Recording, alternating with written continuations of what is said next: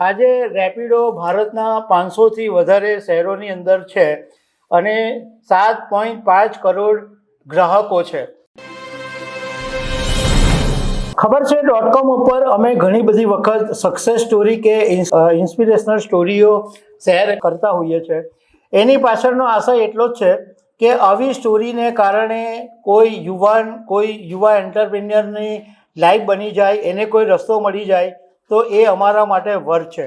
તો આજે એક એવી જ સ્ટોરી તમારી સાથે શેર કરીશ કે એક 35 વર્ષનો યુવાન આજે 26,000 કરોડની કંપનીનો માલિક બની ગયો છે અને એણે એક 10 વર્ષ પહેલાં નાના સ્ટાર્ટઅપથી શરૂઆત કરેલી હતી અને આજે એ મોટા કોર્પોરેટને ટક્કર આપી રહ્યો છે.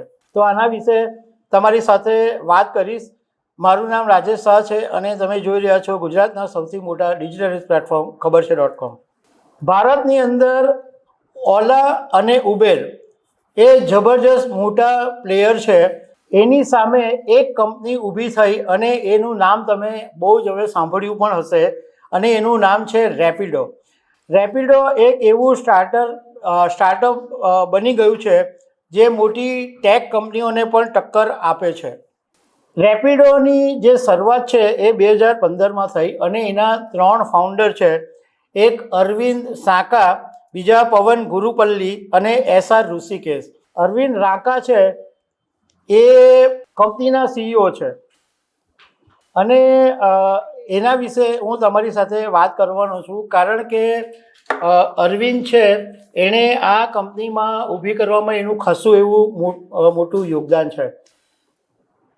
2015 એટલે લગભગ 11 વર્ષ પહેલાં 3 મિત્રોએ એક નાના સ્ટાર્ટઅપ સાથે શરૂઆત કરી હતી અને એ વખતે પણ ઓલા અને ઉબેર છે એ દબદબો હતો એનો માર્કેટની અંદર અને એની સામે કોઈ કંપનીએ જગ્યા બનાવવી એ બિલકુલ આસાન વાત નહોતી. એ વખતે આ 3 મિત્રોએ એક કંપની શરૂ કરી રેપિડો અને રેપિડોએ એવું વિચાર્યું કે કેબના બિઝનેસની અંદર આ મોટા પ્લેયર તો છે જ, પરંતુ બાઇક ટેક્સી ઉપર આપણે ફોકસ કરીએ કારણ કે બાઇક ટેક્સીની અંદર ભાડું ઓછું લાગશે અને ટ્રાફિકમાં ઝડપથી પહોંચી શકાશે અને એમનો આ આઈડિયા કારગર પણ નીવડ્યો. રેપિડોની જે સર્વિસ છે એ લોકોએ સ્વીકારવા માંડી. શરૂઆતમાં બાઇક ટેક્સીની રેપિડોની એક ઇમેજ ઊભી થઈ, પણ એ પછી ઓટો રિક્ષા અને કેબ સર્વિસની અંદર પણ રેપિડોએ પદાર્પણ કર્યું.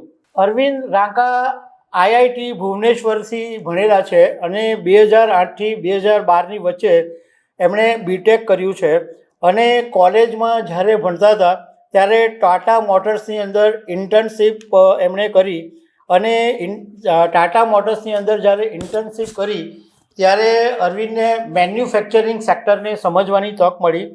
એ પછી ફ્લિપકાર્ટની અંદર કામ કર્યું અને ત્યાં આગળ સપ્લાય ચેન અને લોજિસ્ટિક વિશે શીખવા મળ્યું.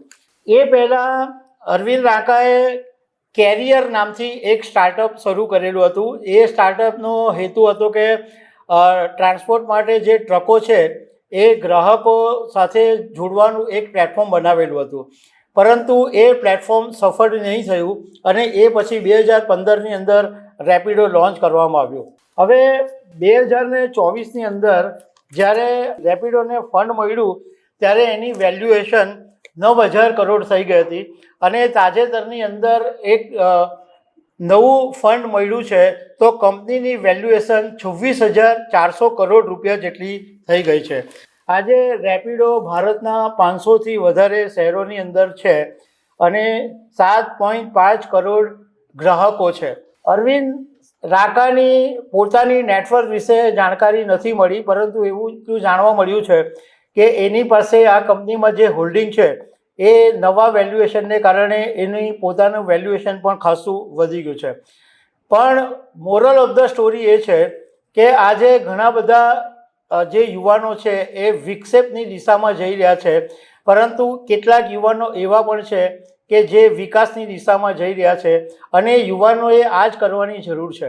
મોરલ ઓફ ધ સ્ટોરી એ છે કે આજે યુવાનો વિક્ષેપની દિશામાં જઈ રહ્યા છે, એને બદલે વિકાસની દિશામાં જવું જોઈએ અને આવા અનેક યુવાનો છે કે જેઓ નાની ઉંમરે મોટી કંપની બનાવી રહ્યા છે અને આવા યુવાનોની પાસેથી પ્રેરણા લેવા જેવી છે કે કેવી રીતના સખત મહેનતથી આગળ આવી શકાય છે. તો દર્શક મિત્રો, આવા અનેક અપડેટ સાથે મળતા રહીશું. આભાર.